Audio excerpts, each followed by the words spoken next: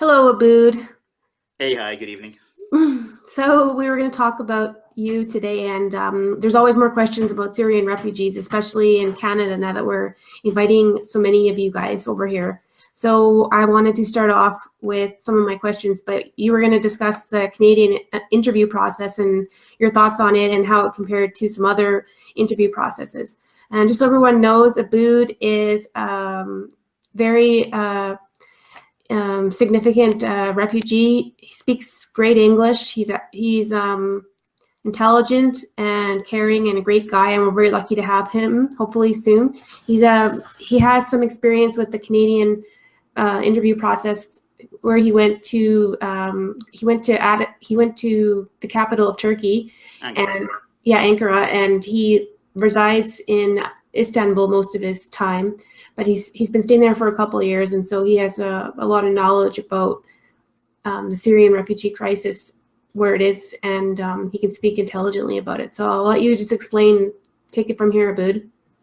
Well, without going into too many details about the actual interview itself, I was actually surprised by how much they knew about Syria. The visa officers know a lot about life in Syria, and if they hear something that doesn't actually fit with their idea of what life in Syria is like, even before the war, they'll ask you about it. How do you think that they know so much about the Syrian? Because I don't think it's very typical for Canadians to know so much about life in Syria. So how do you think they know so much? These are people who are very experienced in the region. These are people who have been doing interviews for years and years and years, even before the war. And they've interviewed not just Syrians. They've interviewed Iraqi, they've interviewed Lebanese, they've interviewed Iraqi refugees in Syria and Lebanon. The Ankara office is responsible for interviews in the Gulf as well. So they came to this process with a lot. It was obvious that they came to this process with a lot of experience in the region, even before the war in Syria. Now, the war in Syria complicated a lot of stuff. People will tell them things which I don't know how they could possibly confirm. For example, a family might tell them of how they had to leave the country, under what circumstances. They care a great deal about the circumstances that led you to leave the country. They want to know how you left, when you left, what were the dates, when you came to or Turkey. So for example, they had it was a big difference if you just left recently. They were wondering what you were doing in the country the middle of the conflict for so long. Absolutely. From what I If gather, you left early, then obviously you left for, sorry to interrupt, but because you wanted to get away from the conflict. And if you'd been sticking around for years or months, and that led to some questions, right? Basically, the people who arrived in Canada early in this whole process were people who had been living in refugee camps since 2011, 2012, before the really heavy fighting started. The real bad fighting started in early 2012. And you said they were mostly Armenians that left early, that came to Canada? Oh, no. The first batch that came to Canada, the ones that Prime Minister Trudeau met at the airport, they were mostly Armenians. The reason being is that the Armenian community in Canada are very well organized. They're very well organized, and they'd already gone through pretty much the entire process under the Harper administration. They had gone through the interviews, been registered by the UN, all they were waiting for was a plane ticket. The first few thousand that came in those early days had already been through the entire interview under the administration of Prime Minister Stephen Harper. All they were waiting for were plane tickets to come to Canada. Now we're seeing that the average time to process refugees is becoming longer, because now you have to go through the whole interview, security checks, etc., and there are so many refugees in the pipeline now. 13,000 just waiting to be processed right now. That is a lot. Canada doesn't usually see that much in a year under normal circumstances.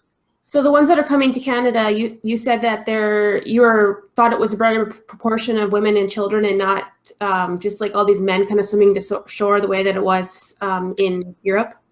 Proportions were better. When I went to Ankara, I was the only single guy. Okay. When I went to Ankara, there were 60 other Syrians. There were 2 busloads of Syrians. When they were doing the accelerated processing, they gather as many Syrians as possible on a certain date, and the organization responsible for the logistics, transports us to Ankara. I was the only single guy there. Yeah. Okay, that's good to hear. So, and the Europeans, certainly wasn't as organized as the Canadian. And the Europeans have completely lost people. Like they don't even know where they are, and it's just very disorganized. And the Canadian standards were organized. Actually, there is absolutely no comparison between what Canada is doing and what Europe has allowed itself to find itself in. Now, you hear about these economic refugees. Well, they're not even from Syria, the ones that are going to Europe. They're just... I would be surprised if even 25% of the refugees who were registered in Germany were actually from Syria or Iraq. Yeah. When you hear the reports from people who've actually made the trip, reporters, for example, there was this one very well-known Lebanese reporter who made the trip with a boatload of refugees, and she said, only 1 in 5 were actually Syrians or Iraqis. The rest. How did they check that though? How did they know? Oh, a Lebanese knows. A Lebanese knows who is a Syrian and who is an Iraqi just from the accent. Oh, okay. If you try to fake a Syrian accent, it's pretty comical, believe me. Not everybody can pull it off. A Lebanese maybe could pull it off. Sure. Yeah, so we can't tell the difference, English speakers, but I guess between Arabs they can tell. A Jordanian or maybe a Palestinian could maybe, but for an Egyptian or somebody from North Africa to try to pretend to be a Syrian, almost impossible. Because not only, okay, supposing you go to Germany and then you claim that you're in Syria, at the very least, the Germans will ask you, okay, what city did you live in? Tell us about your city. Tell us about where you worked. Tell us about where you went to school. Tell us about who your neighbors were. Who were your colleagues. So the only person who could actually pass that kind of an interview is somebody who's actually lived in Syria. And who's going to live in Syria in recent years? Nobody. That makes a lot of sense, yeah. But here's the problem. You said something else about earlier to me when we were talking privately about trying to copy a temp. You said that you just copied the Canadian template, and you said they're trying to invent the wheel. Like, what were you talking about there? The Europeans are trying to come up with a solution to this huge refugee crisis, and the best that they could come up with right now is this deal with Turkey. Now, this deal with Turkey that the EU has negotiated, and by the way, it just proves what I always say: don't ever try to negotiate with a Turk; you will always get the better end of the deal. Okay. The Turks will always negotiate you, and that's when you think you've gotten the best possible deal. They will come back and take more from you. When you have nothing more to give. No, they're excellent negotiators, and the EU just completely blew it. Here's the idea: the EU will give Turkey several $1 billion and visa-free travel and accelerated ascension into the EU. In return, for every refugee that the EU sends back to Turkey, the EU will resettle 1 Syrian. That is the idea. Now. But of course, they won't take any Afghans, they won't take any Pakistanis, they won't take anybody from North Africa, only Syrians and Iraqis. Those are the only ones who will be resettled. So the rest will be sent back to Turkey, and Turkey will deal with them as they see fit. Maybe repatriate them to their home country, but they will be Turkey's problem. Here's the problem, though. You're not talking about, 1 in and 1 out. You're not talking about a bouncer standing in front of a nightclub with an ordinary queue, waiting to let people in one by one. You're talking about utter chaos on the Greek border. So that's what they already did. Well, that's what they're trying to do. They're repatriating to Turkey right now. Mm-hmm. They are repatriating to Turkey. The problem is that when people know that the route to Greece is going to be closed, they just try to get into Europe. Into Italy. That's what they're doing right now. The Italian route is very dangerous. The Italian route is infinitely more dangerous than the one through Greece. But all they've done is they've shifted the focus of the smuggling routes. Now, in comparison, here's what Canada is doing. Canada is saying we will take a fixed number of refugees from the region. They will go through the process. We will interview them. We will give them medical checks. We will give them security checks. We will check out their stories. And then, if they meet the criteria, we will take this certain number per year to Canada. Now, here's the good part. It's not just the government that's doing this, but it's actually private sponsorship as well. The private Canadian individual can, out of a sense of charity, choose to sponsor a refugee family, by whatever criteria. A private sponsor can sponsor any refugee anywhere in the world. They say they want a Syrian, we want somebody from Somalia, we want somebody from Eritrea, from Iraq. They can set the criteria. That is the difference between that is the main difference between the European approach and the Canadian approach. The ordinary Canadian can sponsor a refugee with the supervision of the government. The government will help do things that only a government can do, like security checks and travel and things like that. Then the Canadian sponsor will help integrate that refugee for a time period of a year. Okay. So the Canadians get to feel as if they are also involved in the process. They get to choose who comes and settles. Yeah. The ordinary German, for example, they have no say in these million-odd refugees that show up. They just show up, get asylum, and just stick around Germany forever. Sorry, my dog's acting. So anyway, so that's the difference. I mean, the ordinary German, for example, they see that, you know, a million refugees are showing up, settling in Germany. Now, even the most charitable German isn't going to like that. No. They have no way of knowing where these guys are coming from. They come into these refugee shelters. They can come and go as they please. They have the barest kind of documentation, if they have any kind of documentation at all. This idea of just show up in our country and we'll give you asylum, very few questions asked. That's not tenable. That's just not tenable. I think the Germans actually realize that.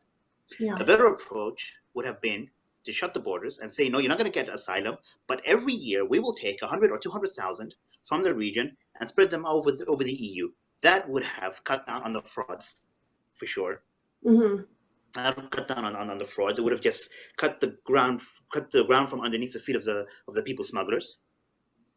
And it would have enabled the European countries to select the refugees that they wanted to help. Like us, like the Canadians. Exactly. What Canada is doing. And believe me, if a refugee knows that there is an orderly process, that they have a chance of being resettled, they will go through that process. They will wait. It's fine.